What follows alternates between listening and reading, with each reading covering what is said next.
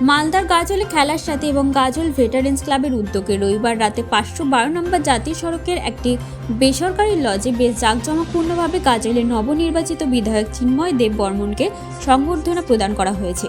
দীর্ঘ কয়েক ঘন্টা ধরে সংবর্ধনা প্রদান অনুষ্ঠান হয়। অনুষ্ঠানে ক্লাব সদস্যদের প্রচুর ভিড় উপচে পড়ে।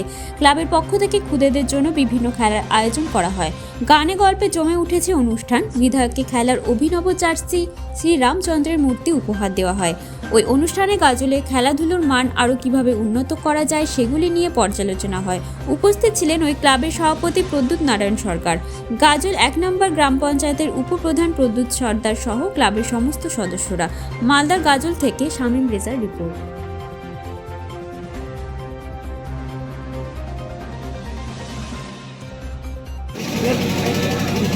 বিগত দিনে গাজলের খেলাধুলা একেবারে বিলুপ্তির পথে ছিল।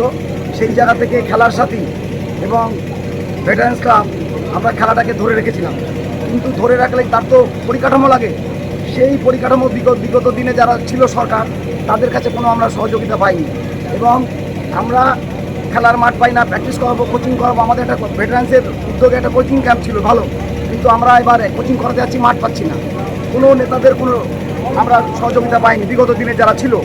এবং এই যে সরকার যে নির্বাচিত হয়েছে এবং চিন্ময় দেব বর্মন এমএলএ বিরোধী এমএলএ ছিল, কিন্তু আমরা যখনই ডেকেছি খেলার সাথে এবং ভেটারেন, সে আমাদের প্রত্যেক খেলায় এসে অংশগ্রহণ করেছে।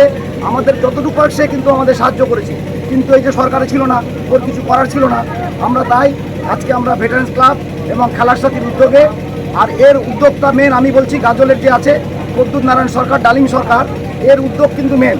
আমাদের খেলার ব্যাপারে এর উদ্যোগ, এর সহযোগিতা, এর অর্থনৈতিক ব্যবস্থা সব ব্যাপারে ডালিম সরকারকে আমরা পাই, মানে প্রদ্যুৎ সরকার যে আমাদের খেলার সাথী প্রেসিডেন্ট এবং সম্পাদক, মানে এর সহযোগিতা ছাড়া আমরা কিন্তু এগোতে পারতাম না। এবং তার সঙ্গে আমাদের যারা মেম্বার আছি তারা সবাই মিলে তাকে আমরা সেটাকে আমরা এগিয়ে নিয়ে যাচ্ছি।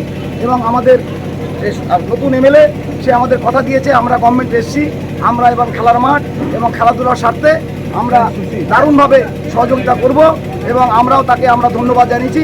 এই বলে আমি আমার কথা ছিলাম। অজিত অধিকারী, আমি ভেটারেন্স ক্লাবের সদস্য এবং আমি প্রাক্তন মালদা জেলার প্লেয়ার। আমার বয়স কিন্তু 63+, তাও কিন্তু আমি এদের সঙ্গে ছাড়ি না। আমার নাম অজিত অধিকারী। বিগত 5 বছর আমি বলার চেষ্টা করেছি। আমি আজকে এই মঞ্চ থেকে অনুরোধ রাখবো, যদি কোনো রকম আপনাদের প্রতিষ্ঠানের কোনো রকম কোনো অসুবিধা না থাকে, একজন রাজনৈতিক ব্যক্তিত্ব হিসেবে নয়, গাজলের একজন মানুষ হিসেবে আপনারা আমাকে আপনাদের পরিবারের একজন সদস্য হিসেবে ভাবতে পারেন এবং আমাকে একজন আপনাদের পরিবারের অংশ হিসেবে করে নিতে পারেন। আমার কোনো তাদের অসুবিধা নেই, আমি সেটা চাই। আর প্রথম কথা যেটা করি, কাকু বলেছেন যে হচ্ছে বিগত বছরে মাননীয় বিধায়ক চেষ্টা করেছিল একটা খেলা করতে পারা যায়, সেটা আগামী দিনে হবে।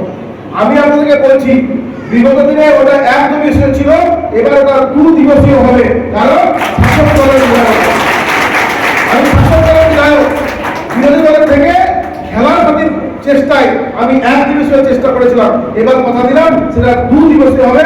যখন খেলার সাথী মনে করবে যেই সময়টা পারফেক্ট হবে, সেই সময় সেটা হবে। আমি এটা কথা দিই। বর্তমানে প্রত্যেকেই রাজনৈতিক সচেতন এবং শিক্ষিত মানুষ। ভারতবর্ষে প্রথমবার, গাজলের ক্ষেত্রে প্রথমবার রাজনৈতিকভাবে এটা হলো কেন্দ্র, রাজ্য এবং গাজল এক। এর আগে কোনোদিন কেন্দ্র সরকার যা থেকেছে, রাজ্য সরকার যা থেকেছে, গাজল সেটা থেকেছে বলে আমার জানা নেই। কেন্দ্রে যদি কংগ্রেস থাকে, রাজ্যে সিপিএম, এখানে অন্য দল। রাজ্যে সিপিএম, কেন্দ্রের হচ্ছে গাজলের প্রকৃত উন্নয়নের স্বার্থে কেন্দ্র এবং রাজ্য, তার সঙ্গে গাজল শুধুমাত্র ডবল ইঞ্জিন নয়, এটা মানে 3rd ইঞ্জিন, তৃতীয়তম ইঞ্জিনের সঙ্গে আমরা সেই জন্য গাজলের মানুষের বহু যে প্রতীক্ষিত যে উন্নয়ন, সেটা করার দায়িত্ব আমার মাথার উপরে আপনারা দিয়েছেন। আমি মাথা পেতে সেই দায়িত্ব গ্রহণ করছি এবং আশা।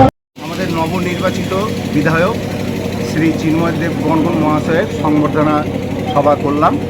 আমরা এই গাজলের যে গাজল খেলার সাথী ক্লাব এবং গাজল ভেটারেন্স ক্লাব, দুটোই আমরা খেলাধুলার ক্লাব। আমরা খেলাধুলা নিয়েই সারা বছর থাকি।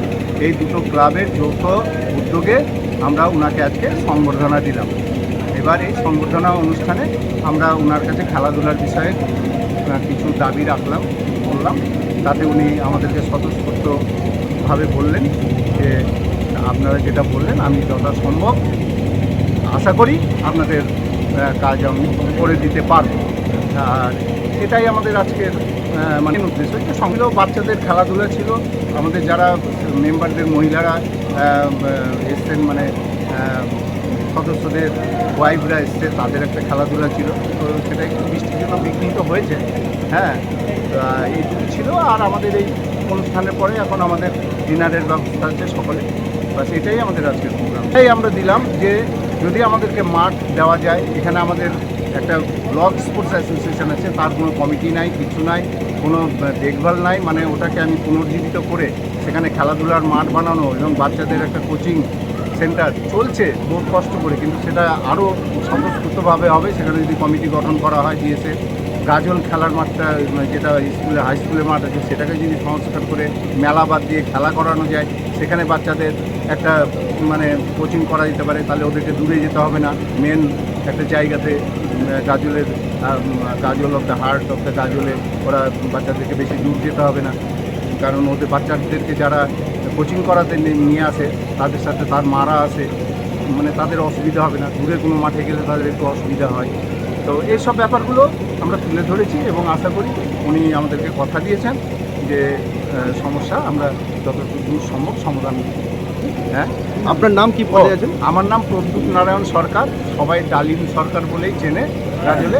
আমি গাজল খেলার সাথী ক্লাবের প্রেসিডেন্ট এবং গাজল ভেটারেন্স ক্লাবের সম্পাদক।